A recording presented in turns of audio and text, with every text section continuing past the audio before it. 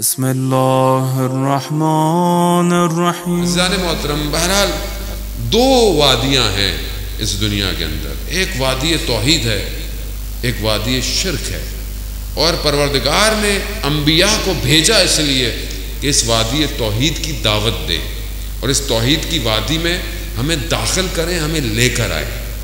دوسری طرف شرک کی وادی ہے جو ہمیشہ کھلی ہوئی ہے، اور اس شرک کی وادی کے لیے بھی اس کا نمائندہ شیطان پوری انسانیت کو کوشش کرتا ہے کہ اس کو شرک کی طرف لے کے جائے۔ یہی ایک مسئلہ ہے کہ جس کے لیے ہر دور میں پروردگار نے اپنے نبی کو بھیجا، اپنے بندوں کو بھیجا، اور ان بندوں نے پوری کوشش کی کہ انسانیت کو توحید کی وادی میں لے کر آئے۔ ہم بھی جس دور کے اندر زندہ ہیں، یہاں پہ بھی دو ہی وادیاں کھلی ہوئی ہیں، یا وادی توحید کی ہے یا وادی شرک کی ہے۔ خوب، اب ہم جس دور میں ہیں وہ اتنا مبہم ہے، اتنا دھندلا ہے کہ ہمیں سمجھ میں نہیں آتا جو دعوت دی جا رہی ہے توحید کی طرف ہے یا شرک کی طرف ہے۔ میں تھوڑی سی آپ کو زحمت ہوگی، تھوڑی سی آسان باتیں تو میں نے کئی دن سے آپ کو سنا دی، تھوڑی مشکل باتیں بھی کر لیں۔ صلوات بھیجتے محمد والے صلی محمد عزیزان محترم، اس وادی توحید کے لیے پروردگار نے انبیاء کو بھیجا، ایک کو بھیجا، دوسرے کو بھیجا، تیسرے کو بھیجا۔ مقابلے میں کون آیا؟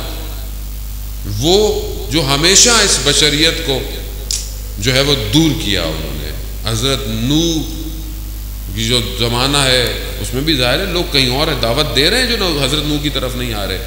پھر اس کے بعد ایک ایک نبی آتا گیا، یہاں تک کہ قرآن جب حضرت ابراہیم علیہ السلام کا واقعہ بیان کرتا ہے تو کیا کہتا ہے کہ ہم نے ابراہیم کو زمین اور آسمان کا ملکوت دکھایا، یعنی جو حقیقت تھی وہ دکھائی۔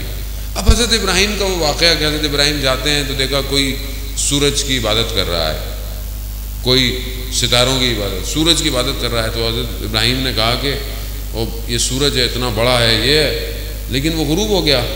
کہا کہ جس نے اس کو بنایا ہے وہ غروب نہیں ہو سکتا۔ ستاروں کو عبادت کر رہے ہیں، ستارے رات کو نکلیں، دن آتا ہے ستارے غائب ہو جاتے ہیں، تو کہہ رہا وہ ایسا نہیں ہو سکتا کہ روز روشن میں آئے تو غائب ہو جائے۔ یعنی استدلال قائم کر رہا ہے۔ دنیا شرک میں پڑی ہوئی ہے، دنیا کہیں نہ کہیں اپنی عبادتوں کو، کیونکہ اس کی فطرت میں ہے عبادت انسان کی فطرت میں رکھا ہوا ہے، اس کی زشت میں ہے، یعنی کہ وہ عبادت کرے، کسی کو سجدہ کرے، بندگی کرے۔ لیکن جب اس کو صحیح پیغام نہیں دیا جائے گا تو وہ شرک کی طرف جائے گا۔ یہی وجہ ہے کہ دشمن نے کیا کیا کہ شرک کو چھپایا ہے، شرک کو نہیں بتایا تاریخ کے اندر۔ توحید کا پرچار کیا لیکن شرک نہیں بتایا۔ کیوں نہیں بتایا؟ کیونکہ اگر شرک واضح ہو جائے گا تو پھر دشمن جو شرک کو ملا کر آپ کو نیا پیکج دینا چاہ رہا ہے آپ کو سمجھ میں نہیں آئے گا۔ یعنی اتنا اس نے گمراہ کرنا ہے، اتنا اس نے ملانا ہے، آپ کو سمجھ میں نہیں آئے کہ آپ توحید کی طرف بڑھ رہے ہیں یا شرک کی طرف بڑھ رہے ہیں۔ اتنا اس نے ملایا ہے تاریخ کے اندر، اور تاریخ میں پابندی تھی جو ہے وہ شرک بیان کرنے میں۔ توحید بیان کرو، اللہ ایک ہے، رسول ایک ہے، سب ہے۔ شرک کیسے ہو سکتا ہے، کہاں سے ہو سکتا ہے؟ نہیں، کیونکہ جب وہ خود شرک کریں گے تو لوگوں کو پتہ نہ چلے کہ شرک ہو رہا ہے۔ دشمن نہ بتاؤ دشمن کون ہے۔ کیوں؟ کیونکہ دشمن اگر پہچان گئے تو آپ صف بندی کریں گے، آپ اس کے مقابلے میں کھڑے ہوں گے۔ دشمن کو چھپاؤ۔ دشمن شناسی قرآن واضح بتا رہا ہے کہ تمہارا کھلا دشمن شیطان ہے، عدو مبین ہے، آشکار دشمن ہے تمہارا، مگر دشمن کی بات نہیں کرو، شیطان کی بات نہیں کرو۔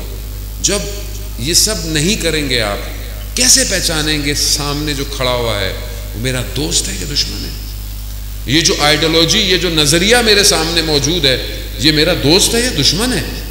کیونکہ دشمن شناسی کو چھپایا گیا، دشمن شناسی سے دور رکھا گیا۔ میٹھی میٹھی باتیں کرتے رہیں، مزے کی باتیں کرتے رہیں، ہم بھی سن کے گھر چلے جائیں گے، وہ بھی گھر چلے جائیں گے، تو مسئلہ ہی نہیں ہے۔ دشمن بتاؤ۔ خوب، اگر بتایا بھی تو کیا بتایا؟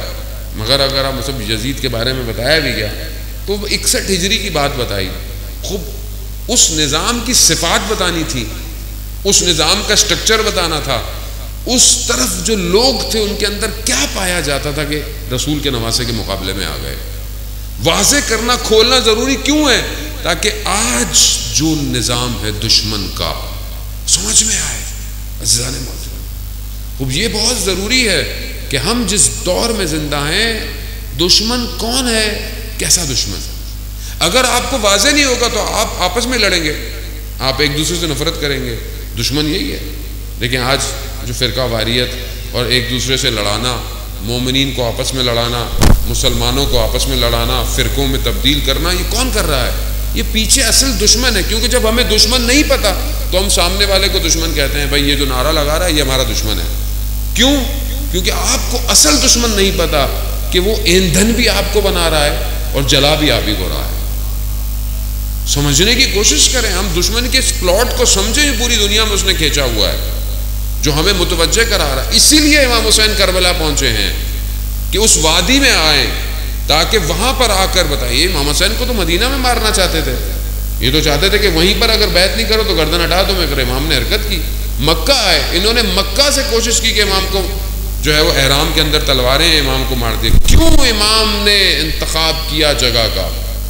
امام کو زبردستی کربلا نہیں لایا گیا، امام نے یزید کو کربلا بلایا ہے. کیوں بلایا؟ تاکہ بتائے کہ دشمن کون ہے. کعبہ میں مار دیا جاتا، اگر امام کو شہید کر دیتے تو کہتے کچھ لوگ تھے آئے تھے مار کے چلے گئے، ہمیں پتہ ہی نہیں. امام نے کربلا کو ڈیزائن کیا، اسٹریٹجیکل وار کو ڈیزائن کیا، سسٹم دیا قیامت تک کا کہ دیکھو مثلی لا یواجو مثلا، میرے جیسا اس جیسے کی بیعت نہیں کرے گا. سسٹم دیا، بتایا کہ انبیاء کیوں آئے تھے، نبی کیوں آئے تھے. شرک سے دور کرنے، توحید کی وادی میں لے جانے کے لیے آئے تھے. جو توحید کی وادی سے دور کرے گا سمجھ لو وہ شرک کر رہا ہے. جو توحید سے دور، یہ وادی ایسی ہے.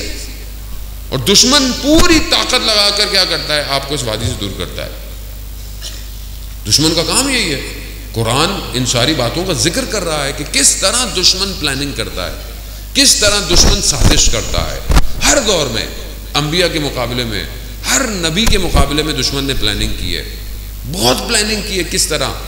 جب وہ جتنا وہ کر سکتا تھا اس نے کیا، لیکن جب اس نے دیکھا کہ وہ ظاہر سے بہت ناکام ہو گیا، جنگیں لڑی، غزوے لڑے، ناکام ہو گیا، تو وہ اندر آ گیا، داخل ہو گیا.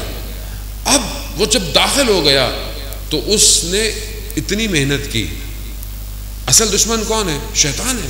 اس نے اپنے کارندوں سے محنت کرائی کہ ممبر رسول پہ ایسے شخص کو بٹھا دو جو وحی کا انکار کر دے. یعنی آپ سمجھ نہیں رہے. شیطان وہ ہے جس نے 6000 سال عبادت کی ہے. 4000 سال روایات کہتی ہیں کہ صرف 2 رکعت نماز پڑھی ہے اس نے. کتنی عبادت کی اس نے، کتنا ریاضت کی ہے، کتنا وہ جانتا ہے مجھے اور آپ کو. ہمارے آباء و اجداد سے واقف ہے، وہ ہماری نقائص سے، ہماری کمزوریوں سے واقف ہے. شیطان کے اس کو کہاں گرانا ہے.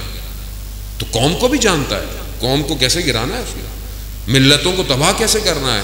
اس نے اپنے کارندے دنیا میں چھوڑے ہوئے ہیں جو شروع سے یہی چاہتے ہیں کہ مسلمانوں کو آپس میں لڑاؤ، تقسیم کرو تاکہ ان پہ حکومت کرنا آسان ہو جائے. اور یہ اس نے پچھلے کئی 100 سالوں سے یہ کیا ہے. اب آپ آنکھیں بند کر کے بیٹھ جائیں کہ نہیں یہ نہیں ہے، یہ نہیں ہے، تو پھر آپ سمجھے ہی نہیں کربلا کو.